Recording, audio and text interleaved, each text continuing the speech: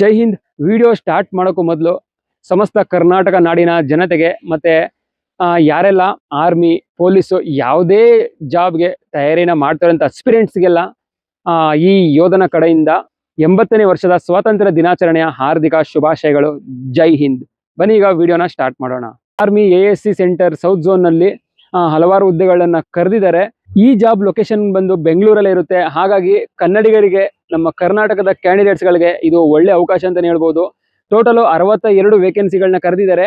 ಇದು ನಮ್ಮ ಕರ್ನಾಟಕ ಕ್ಯಾಂಡಿಡೇಟ್ಗಳಿಗೆ ಒಳ್ಳೆ ಚಾನ್ಸ್ ಗೈಸ್. ಯಾಕೆಂದ್ರೆ ಬೇರೆ ಸ್ಟೇಟ್ ಕ್ಯಾಂಡಿಡೇಟ್ಗಳು ಇದರಲ್ಲಿ ಕಡಿಮೆ ಅಪ್ಲೈ ಮಾಡ್ತಾರೆ. ಯಾಕೆಂದ್ರೆ ಬೆಂಗಳೂರು ದೂರ ಅಂದ್ಬಿಟ್ಟು ಕೆಲವರು ಹಿಂದೇಟ್ ಹಾಕ್ತಾರೆ ಅಪ್ಲೈ ಮಾಡೋದಕ್ಕೆ. ಯಾರು ಅಲ್ಲೆಲ್ಲ ಹೋಗಿ ಮಾಡ್ತಾರೆ, ನಮ್ಮ ಕಡೆನೆ ಟ್ರೈ ಮಾಡೋಣ ಅಂತ. ಹಾಗಾಗಿ ಇದು ನಮ್ಮ ಕರ್ನಾಟಕ ಕ್ಯಾಂಡಿಡೇಟ್ಗಳಿಗೆ ಒಳ್ಳೆ ಚಾನ್ಸ್ ಅಂತಾನೆ ಹೇಳ್ಬೋದು. 62 ವೇಕೆನ್ಸಿ ಏನು ಕಡಿಮೆ ಅಲ್ಲ ಗೈಸ್. ಒಂದು ಆವರೇಜ್ ಅಲ್ಲಿ ನೋಡೋಕೋದ್ರೆ ಒಳ್ಳೆ ವೇಕೆನ್ಸಿನೇ ಇದು. ನಮ್ಮ ಕರ್ನಾಟಕದವರು ಆದಷ್ಟು ಹೆಚ್ಚಿನ ಸಂಖ್ಯೆಯಲ್ಲಿ ಈ ಹುದ್ದೆಗಳಿಗೆ ಅಪ್ಲೈನ ಮಾಡಿ ನಮ್ಮ ಕರ್ನಾಟಕದವರಿಗೆ ಜಾಸ್ತಿ ಜಾಬ್ ಆಗಲಿ ಅಂತ ನಾನು ವಿಶ್ ಮಾಡ್ತೀನಿ. ಇವತ್ತಿನ ವಿಡಿಯೋದಲ್ಲಿ ASC centre south zone Bengaluru ಈ ಡಿಪಾರ್ಟ್ಮೆಂಟ್ ಅಲ್ಲಿ ಯಾವ ಯಾವ ಹುದ್ದೆಗಳನ್ನ ಕರೆದಿದ್ದಾರೆ, ಏಜ್ ಕ್ರೈಟೇರಿಯಾ, ಸ್ಯಾಲ್ರಿ ಎಷ್ಟಿರುತ್ತೆ, ಸೆಲೆಕ್ಷನ್ ಪ್ರೊಸೆಸ್ ಯಾವ ತರ ಇರುತ್ತೆ, ರಿಟರ್ನ್ ಎಕ್ಸಾಮ್ ಇರುತ್ತಾ ಇರಲ್ವಾ, ಫಿಸಿಕಲ್ ಯಾವ್ಯಾವ ಜಾಬ್ಗೆ ಇರುತ್ತೆ, ಮತ್ತೆ ಇದು ಟೆಂಪ್ರವರಿ ಜಾಬಾ ಅಥವಾ ಪರ್ಮನೆಂಟಾ, ಈ ಎಲ್ಲ ಇನ್ಫಾರ್ಮೇಶನ್ ನ ಇವತ್ತಿನ ವಿಡಿಯೋದಲ್ಲಿ ಕೊಡ್ತಾ ಇದ್ದೀನಿ. ಹಾಗಾಗಿ ವಿಡಿಯೋನ ಸ್ಕಿಪ್ ಮಾಡದೆ ಎಂಡ್ ವರ್ಗು ನೋಡಿ ಗೈಸ್. ಮತ್ತೆ ಯಾರೆಲ್ಲ ಚಾನಲ್ನ ಇದುವರೆಗೂ ಸಬ್ಸ್ಕ್ರೈಬ್ ಮಾಡಿಲ್ಲ ಅವರು ಚಾನಲ್ನ ಸಬ್ಸ್ಕ್ರೈಬ್ ಮಾಡ್ಕೊಂಡು ಬೆಲ್ ಐಕನ್ ಕ್ಲಿಕ್ ಮಾಡಿ. ನಿಮಗೆ ಒಳ್ಳೊಳ್ಳೆ ಅಪ್ಡೇಟ್ಗಳನ್ನ ಕೊಡ್ತಾ ಇರ್ತೀನಿ.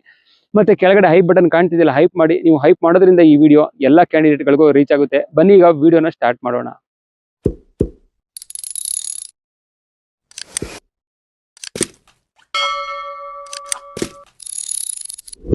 ವೇಕೆನ್ಸಿಗಳ ಬಗ್ಗೆ ಮಾತಾಡೋದಾದ್ರೆ 62 ವೇಕೆನ್ಸಿಗಳನ್ನ ಬಿಟ್ಟಿದ್ದಾರೆ ಗೈಸ್. ಅಪ್ಲಿಕೇಶನ್ ಆಫ್ಲೈನ್ ಮೋಡಲ್ ಇರುತ್ತೆ.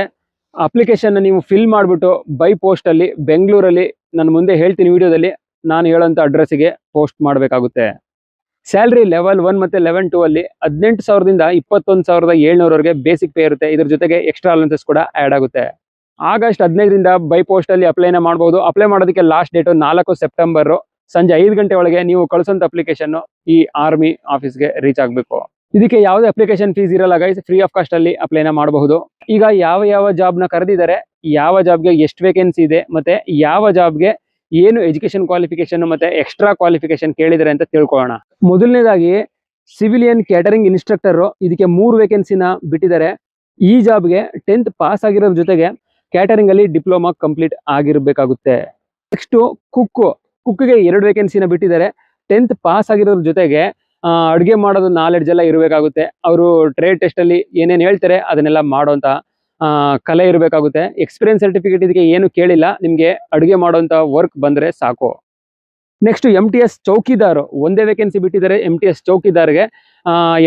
ಚೌಕಿದಾರ್ಗೆ 10th ಪಾಸ್ ಆಗಿದ್ರೆ ಸಾಕು, ಬೇರೆ ಏನು ಕ್ವಾಲಿಫಿಕೇಶನ್ ಬೇಕಾಗಿಲ್ಲ.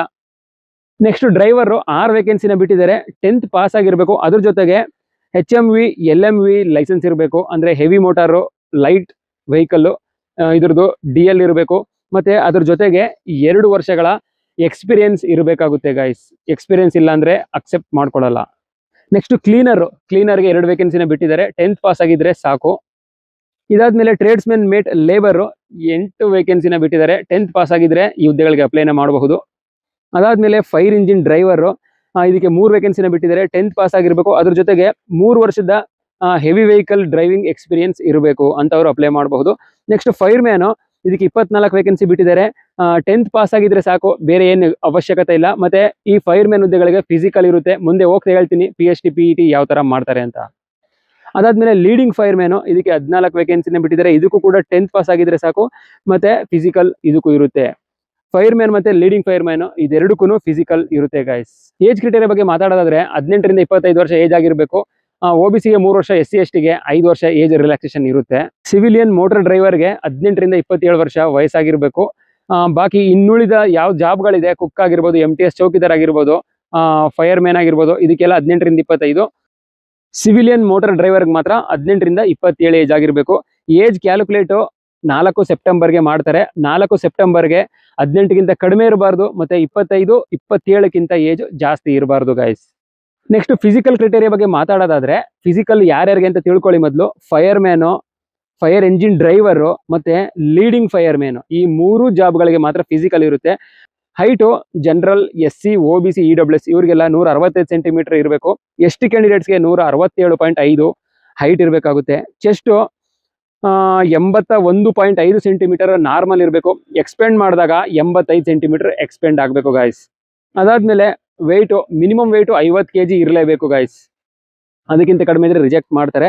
ಮತ್ತೆ PET ಬಗ್ಗೆ ಮಾತಾಡೋದಾದ್ರೆ 1.5 ಕಿಲೋಮೀಟರ್ ಅಂದ್ರೆ 1.5 ಕಿಲೋಮೀಟರ್ ರನ್ನಿಂಗ್ ಇರುತ್ತೆ. 6 ನಿಮಿಷದಲ್ಲಿ ಈ ರನ್ನಿಂಗ್ ನ ನೀವು ಕಂಪ್ಲೀಟ್ ಮಾಡಬೇಕಾಗುತ್ತೆ. ನೆಕ್ಸ್ಟ್ ವೆಯ್ಟ್ ಕ್ಯಾರಿಂಗ್ ಇವೆಂಟ್ ಇರುತ್ತೆ. 50 kg ನ ನೀವು 200 ಮೀಟರ್ ವರೆಗೆ ಹೊತ್ಕೊಂಡು ಹೋಗ್ಬೇಕು. ಟೈಮಿಂಗು 1 ನಿಮಿಷ 40 ಸೆಕೆಂಡ್ ಅಲ್ಲಿ ಕಂಪ್ಲೀಟ್ ಮಾಡಬೇಕಾಗುತ್ತೆ. 50 kg ಒಂದು ಮರಳಿನ ಮೂಟೆ ಅಥವಾ ಮಣ್ಣಿನ ಮೂಟೆ ಏನಾದ್ರೂ ಒಂದು ಮೂಟೆನ ಕೊಡ್ತಾರೆ. ಅದನ್ನ ಹೊತ್ಕೊಂಡು 200 ಮೀಟರ್ನ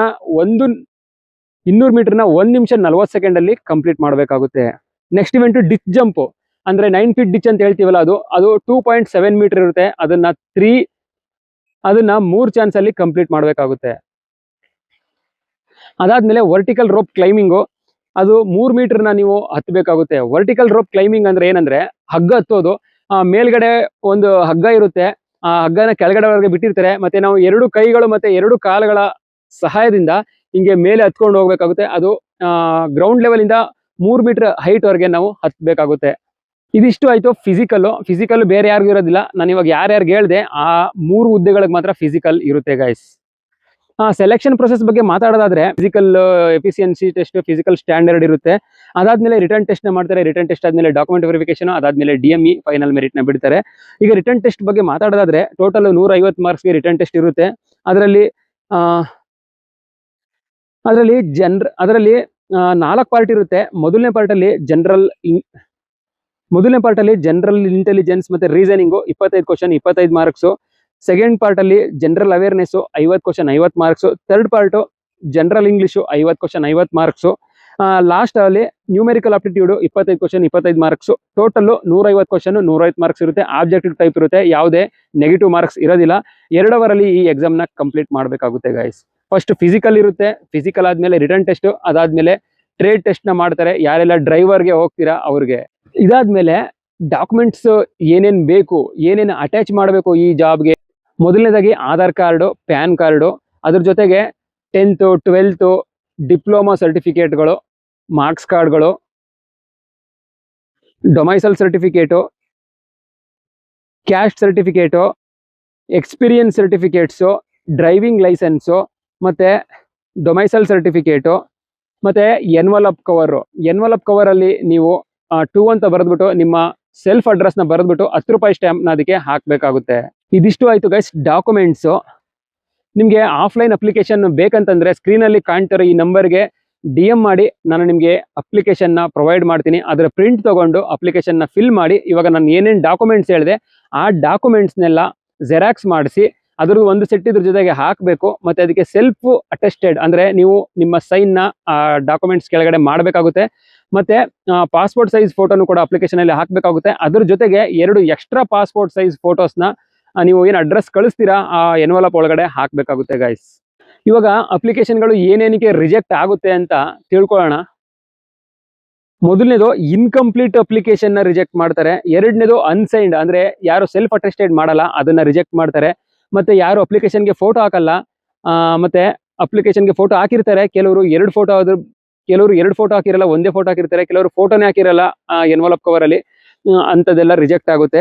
ಕೆಲವರು ಕ್ವಾಲಿಫಿಕೇಶನ್ ಸರ್ಟಿಫಿಕೇಟ್ ಅಂದ್ರೆ ಮಾರ್ಕ್ಸ್ ಕಾರ್ಡ್ ಹಾಕಿರಲ್ಲ, ಕೆಲವರು ಎಕ್ಸ್ಪೀರಿಯನ್ಸ್ ಸರ್ಟಿಫಿಕೇಟ್ ಹಾಕಿರಲ್ಲ, ಕೆಲವರು ಕ್ಯಾಸ್ಟ್ ಸರ್ಟಿಫಿಕೇಟ್ ಹಾಕಿರಲ್ಲ, ಅದು ರಿಜೆಕ್ಟ್ ಆಗುತ್ತೆ. ಮತ್ತೆ ಕೆಲವರು ಒಂದಕ್ಕಿಂತ ಹೆಚ್ಚು ಟ್ರೇಡ್ಗೆ ಅಪ್ಲೈ ಮಾಡಿರ್ತಾರೆ, ಅಂದ್ರೆ MTSಗೂ ಹಾಕಿರ್ತಾರೆ, ಡ್ರೈವರ್ಗೂ ಹಾಕಿರ್ತಾರೆ, ಒಂದಲ್ಲ ಒಂದು ಜಾಬ್ ಆಗುತ್ತೆ ಅಂತ ಆ ತರ ಹಾಕಿದ್ರೆ 2 ಟ್ರೇಡ್ ಅಲ್ಲಿ ನಿಮ್ನ ರಿಜೆಕ್ಟ್ ಮಾಡ್ತಾರೆ. ನಿಮ್ಗೆ ಅಡ್ಮಿಟ್ ಕಾರ್ಡ್ ಬರೋದಿಲ್ಲ ಗೈಸ್. ಸ್ಕ್ರೀನ್ ಅಲ್ಲಿ ಕಾಣ್ತಿರೋ ಈ ಅಡ್ರೆಸ್ಗೆ ನೀವು ಪೋಸ್ಟ್ ನ ಮಾಡಬೇಕಾಗುತ್ತೆ. The presiding officer civilian recruitment board CHQ ASC centre south, Agram post Bengaluru 560007. ಈ ಅಡ್ರೆಸ್ಗೆ ನೀವು ಪೋಸ್ಟ್ ನ ಮಾಡಬೇಕಾಗುತ್ತೆ. ಮತ್ತೆ ಲಾಸ್ಟ್ ಡೇಟ್ ಬಂದು ಸೆಪ್ಟೆಂಬರ್ 4 ಸಂಜೆ 5 ಗಂಟೆ ಒಳಗಡೆ ನೀವು ಮಾಡುವಂತ ಪೋಸ್ಟ್ ಅಲ್ಲಿಗೆ ಹೋಗಿ ರೀಚ್ ಆಗಬೇಕು ಗೈಸ್. ಮತ್ತೆ ಇಲ್ಲಿ ಯಾವುದೋ ಡ್ರಾಪ್ ಬಾಕ್ಸ್ ಅಡ್ರೆಸ್ ಯಾವುದು ಕೊಟ್ಟಿಲ್ಲ, ಒಂದೇ ಅಡ್ರೆಸ್ ಕೊಟ್ಟಿರೋದು. ಆ ಅಡ್ರೆಸ್ಗೆ ನೀವು ಪೋಸ್ಟ್ ಮಾಡಲೇಬೇಕು. ಹಾಗಾಗಿ ಯಾರೆಲ್ಲ ಅಪ್ಲೈ ಮಾಡಬೇಕು ಅಂತ ಇದ್ರೆ ಬೇಗ ಅಪ್ಲೈ ಮಾಡಿ, ಡಾಕ್ಯುಮೆಂಟ್ಸ್ ಎಲ್ಲ ರೆಡಿ ಮಾಡ್ಕೊಳ್ಳಿ. 15ನೇ ತಾರೀಕು ಸ್ಟಾರ್ಟ್ ಆಗುತ್ತೆ. ಸೆಪ್ಟೆಂಬರ್ 4 ಅಂದ್ರೆ ಹೆಚ್ಚು ಕಡಿಮೆ ನಿಮಗೆ 19 ದಿನ ಟೈಮ್ ಇರುತ್ತೆ. ಈ ಡೇಟ್ ಒಳಗಡೆ ಅಪ್ಲೈ ಮಾಡಿ ಗೈಸ್. ಇದಿಷ್ಟು ಇವತ್ತಿನ ಇನ್ಫಾರ್ಮೇಶನ್. ಈ ಇನ್ಫಾರ್ಮೇಶನ್ ಇಷ್ಟ ಆಗಿದ್ರೆ ಈ ವಿಡಿಯೋನ ಲೈಕ್ ಮಾಡಿ. ನಿಮ್ಗೆ ಅಪ್ಲಿಕೇಶನ್ ಫಾರ್ಮ್ ಬೇಕಂದ್ರೆ ಸ್ಕ್ರೀನ್ ಅಲ್ಲಿ ಕಾಣ್ತಾರೆ ಈ ನಂಬರ್ಗೆ DM ಮಾಡಿ, ನಿಮ್ಗೆ ಅಪ್ಲಿಕೇಶನ್ ಫಾರ್ಮ್ ನ ಪ್ರೊವೈಡ್ ಮಾಡ್ತೀನಿ. ಮತ್ತೆ ಏನೆಲ್ಲ ಎಕ್ಸ್ಟ್ರಾ ಡೀಟೇಲ್ಸ್ ಬೇಕಂದ್ರೆ ಕಮೆಂಟ್ ಮಾಡಿ, ಖಂಡಿತ ರಿಪ್ಲೈ ಮಾಡ್ತೀನಿ. ಈ ವಿಡಿಯೋನ ಎಲ್ಲ ಅಸ್ಪಿರೆಂಟ್ಸ್ಗೂ ಶೇರ್ ಮಾಡಿ. ಮತ್ತೆ ಕೆಳಗಡೆ ಹೈಪ್ ಬಟನ್ ಕಾಣ್ತಿದ್ದಲ್ಲ, ಹೈಪ್ ಮಾಡೋದನ್ನ ಮರಿಬೇಡಿ. ಈ ವಿಡಿಯೋ ಎಲ್ಲರಿಗೂ ರೀಚ್ ಆಗುತ್ತೆ, ಎಲ್ಲರಿಗೂ ಯೂಸ್ ಆಗುತ್ತೆ. ಮತ್ತೆ ಯಾರೆಲ್ಲ ಚಾನಲ್ನ ಸಬ್ಸ್ಕ್ರೈಬ್ ಮಾಡಿಲ್ಲ ಅವ್ರ ಚಾನಲ್ನ ಸಬ್ಸ್ಕ್ರೈಬ್ ಮಾಡಿ. ನಿಮಗೆ ಜೆನ್ಯೂನ್ ಆಗಿರೋ ಇನ್ಫಾರ್ಮೇಷನ್ಗಳನ್ನ ಕೊಡ್ತಾ ಇರ್ತೀನಿ. ಮತ್ತೆ ಇದೇ ಥರ ನೆಕ್ಸ್ಟ್ ಅಪ್ಡೇಟ್ನೊಂದಿಗೆ ಸಿಗ್ತೀನಿ. ಅಲ್ಲಿವರೆಗೂ ಟೇಕ್ ಕೇರ್. ಜೈ ಹಿಂದ್, ವಂದೇ ಮಾತರಂ.